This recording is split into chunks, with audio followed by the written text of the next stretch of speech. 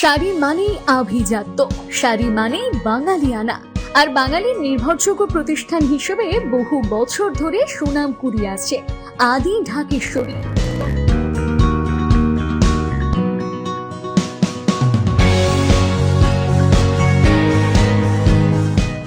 উড়িষ্যায় মুর্শিদাবাদের পরিযায়ী শ্রমিককে পিটিয়ে খুনের ঘটনায় উদ্বেগ প্রকাশ করলেন অধীর রঞ্জন চৌধুরী। এদিন বহরমপুর জেলা কংগ্রেস কার্যালয়ে সাংবাদিক বৈঠক থেকে তিনি বলেন, আবারও পরিযায়ী শ্রমিকদের বিরুদ্ধে হামলা হচ্ছে ভিন রাজ্যে। পশ্চিমবঙ্গ সরকারের এই নিয়ে একটা স্থায়ী সমাধান ভাবা উচিত। পাশাপাশি বড়দিনে একাধিক জায়গায় আরএসএস ও বিজেপির হামলার বিরুদ্ধে প্রতিবাদ জানিয়ে ক্ষোভ প্রকাশ করলেন অধীর রঞ্জন চৌধুরী। আমরা খুব উদ্বিগ্ন যে আবার নতুন করে পরিযায়ী শ্রমিকদের বিরুদ্ধে বিভিন্ন জায়গায় হামলা হচ্ছে এবং তাদের সঙ্গে অন্যায় আচরণ করা হচ্ছে। উড়িষ্যাতে একজন পরিযায়ী যুবকের মৃত্যু হলো, টিভির পর্দা আপনারা দেখতে পাচ্ছেন। কিন্তু তার পাশাপাশি গতকাল আমি খবর পেলাম যে উড়িষ্যার কেওনঝাড়ে এইখানকার সুতির অনেক শ্রমিক, পরিযায়ী শ্রমিক, তারা ঘর থেকে বার হতে পারছে না। তারা ফিরে আসতে ভয় পাচ্ছে, কারণ তাদের উপরে আক্রমণ হবে এই আশঙ্কা তারা করছে। রাত্রেই আমি কেওনঝাড়ের এসপির সঙ্গে কথা বলে এবং সেই শ্রমিকদের সঙ্গে আমার যোগাযোগ করার মধ্য দিয়ে তাদের যেন সুস্থ সবলভাবে বাড়ি ফিরে আসার ব্যবস্থা করা যায়, আমি সেটা করেছি এবং তারা ফিরেও আসবে। আমি খবরের কাগজে দেখলাম আওয়াল শেখ বলে এই ভগবানগোলার একজন পরিযায়ী শ্রমিক, তাকে বাংলাদেশি বলে আটকে রেখেছে তামিলনাড়ুতে। যেখানে আটকে রেখেছে সেই জেলাটা হচ্ছে কুড্ডালুর। সেখানকার এমপি, আমার দলের এমপি, তার সঙ্গে যোগাযোগ করলাম। সেখানকার প্রশাসনের সাথে কথা বলেছি আমরা।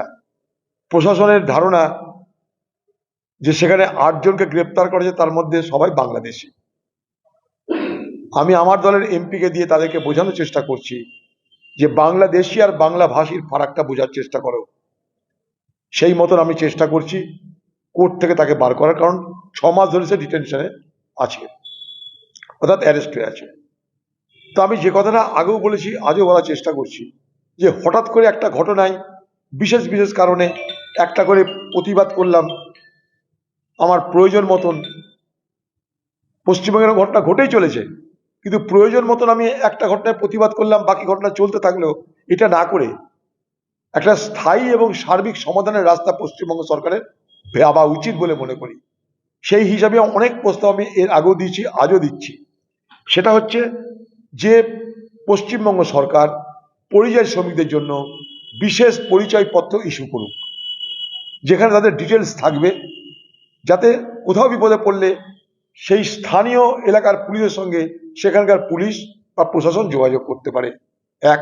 2 নম্বর, কোন কোন রাজ্যে আমাদের পশ্চিমবঙ্গের পরিযায়ী শ্রমিকের সংখ্যা বেশি, সেই সব রাজ্যে একটা করে অফিসার নিয়োগ করা হোক, যাতে পরিযায়ী শ্রমিক সেখানে বিপদে পড়লে তাদের সঙ্গে যোগাযোগ করতে পারে। নাহলে এরকম হঠাৎ করে একটা ঘটনা হঠাৎ করে ঘটনা ঘটেই চলেছে। আমি তার মধ্যে কোনটা একটা ঘটনায় উল্লেখ করে সেটা নিয়ে একটা প্রতিবাদ করলাম, হল্লা করলাম, বাজার গরম করলাম, সেটা যেমন একটা দিক। আমি বলতে চাইছি যে স্থায়ী সমাধানের জন্য পশ্চিমবঙ্গ সরকারের ভাবা উচিত। পশ্চিমবঙ্গ সরকার যেগুলো করছে সেগুলোর পিছনে কোনো স্থায়ী সমাধানের রাস্তা আমি দেখতে পাচ্ছি না। পশ্চিমবঙ্গে কত পরিযায়ী শ্রমিক, কোন জেলার কত পরিযায়ী শ্রমিক, তার তালিকা নেই। সেটা তারা কোথায় আছে, সেই রাজ্যগুলোর নাম আমরা কেউ জানি না। সেই রাজ্যের রাজধানী তো আছে প্রত্যেকটা রাজ্যের, সেই রাজ্যের রাজধানীতে আমাদের তো অফিসারের অভাব নাই।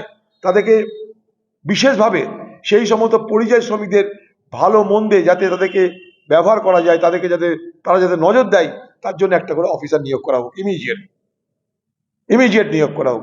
নাহলে আমি দেখতে পাচ্ছি বিশেষ ঘটনায় আমরা চিৎকার করলাম, টিভির পর্দায় চলে এলাম, বাকি ঘটনা চুপচাপ থেকে গেল। যেমন আমি বলছি, গতকালই আমি কেওনঝাড়ে কথা বলেছি, আমি নিজে সেখানকার শ্রমিকদের সঙ্গে যোগাযোগ করার ব্যবস্থা করছি। খ্রিস্টানদের বিরুদ্ধে বিজেপি সরকারের আক্রমণ বা বিজেপি পার্টি আরএসএস বিশ্ব হিন্দু পরিষদের এই আক্রমণ আজকের নয়। আপনাদের মনে থাকবে উড়িষ্যার সেই স্টেন্স আব্রাহাম যে ফাদার ছিল স্টেন্স, তার পরিবারকে আগুনে জ্বালিয়ে মেরে দেওয়া হয়েছিল 99 সালে। আমি তখন পার্লামেন্টে ছিলাম, এটা নিয়ে বহু আলোচনা হয়েছিল, বহু বিতর্ক হয়েছিল। সেইটা কিন্তু আজও চলছে। এই হিন্দুই শেষ কথা, হিন্দুত্বের দখল নিতে গিয়ে ভারতবর্ষের সংখ্যালঘু সম্প্রদায়ের কোন অংশের মানুষ তারা নিশ্চিন্ত নয় আজ। তাই আপনারা দেখতে পাচ্ছেন যে খ্রিস্টানদের বিরুদ্ধে হামলা বেড়ে চলেছে। এখন আবার নতুন ফরমান জারি করেছে এই আরএসএস, কি এর পর থেকে 25শে ডিসেম্বর পালন করা যাবে না। এই যে আরএসএস বিশ্ব হিন্দু পরিষদের যে সমস্ত বজরং দল ফল আছে, তারা তো এখনই ঘোষণা করেছে যে কেন 25শে ডিসেম্বর পালন করা হবে। আরে 25শে ডিসেম্বর তোমরা বলছো পালন করা হবে না, আর তোমার প্রাইম মিনিস্টার বলছে পালন করা হবে, কোন দিকে যাবে মানুষ? ধর্ম পরিবর্তনের নামে আরেক অত্যাচার নেমে আসছে খ্রিস্টানদের বিরুদ্ধে। উত্তর পূর্বের খ্রিস্টানরা তার জন্য বারবার করে ভারত সরকারের যে প্রতিবাদ জানিয়েছে, বড় অদ্ভুত ব্যাপার। এ ভারতবর্ষে হিন্দু ছাড়া আর কারোর অধিকার নেই, এটা প্রমাণ করতে চাইছে এরা। ভ্যালেন্টাইন ডে পালন করা যাবে না। বোম্বের সমুদ্রের তীরবর্তীতে, সমুদ্রের তীরে দেখেছেন যুবক যুবতীরা, তাদের জীবন আছে, তাদের একটা ভাবনা আছে, তাদের বয়স আছে, তাদের উপরে হামলা আরম্ভ করে দিল। কি না, কিভাবে তোমাদের চলতে হবে, সমাজে কে কিভাবে চলবে, তার জন্য তারা কি পুলিশ? বজরঙ্গের লোকরা কি পুলিশ, মরাল পুলিশ? কি করে চলতে ওরা ঠিক করবে? 25শে ডিসেম্বর পালন করা হবে না, ভ্যালেন্টাইন ডে পালন করা যাবে না, ওইটা করা যাবে না, সেইটা করা যাবে না। তাদেরকে দায়িত্ব দিয়েছে এ কাজ করা। খ্রিস্টানদের বিরুদ্ধে হামলা হচ্ছে একদিকে, আর আরেকদিকে প্রধানমন্ত্রী গিয়ে খ্রিস্টানদের কাছে আশীর্বাদ চাইছে, তাদের কাছে ভাষণ দিচ্ছে। কারণ ইউরোপ, আমেরিকা এগুলো সব খ্রিস্টান দেশ, এখানকার ধর্মটা মূলত খ্রিস্টান, খ্রিস্ট ধর্ম। তাদের কাছে নিজেকে ভালো রাখার চেষ্টা করছে। ঠিক যেভাবে এখানে মুসলমানদের উপরে যা হচ্ছে হোক, আরব দুনিয়া গিয়ে ম্যানেজ করো, এই তো লাইন। শাড়ি মানেই আভিজাত্য, শাড়ি মানেই বাঙালিয়ানা, আর বাঙালির নির্ভরযোগ্য প্রতিষ্ঠান হিসেবে বহু বছর ধরে সুনাম কুড়িয়ে আসছে আদি ঢাকেশ্বরী। বহরমপুরের প্রতি ঘরে ঘরে নিজেদের নিখুঁত, শৌখিন এবং ইউনিক ডিজাইনের কালেকশন পৌঁছে দিচ্ছে আদি ঢাকেশ্বরী। আমাদের প্রতিটি শাড়িতে রয়েছে নতুনত্বের ছোঁয়া।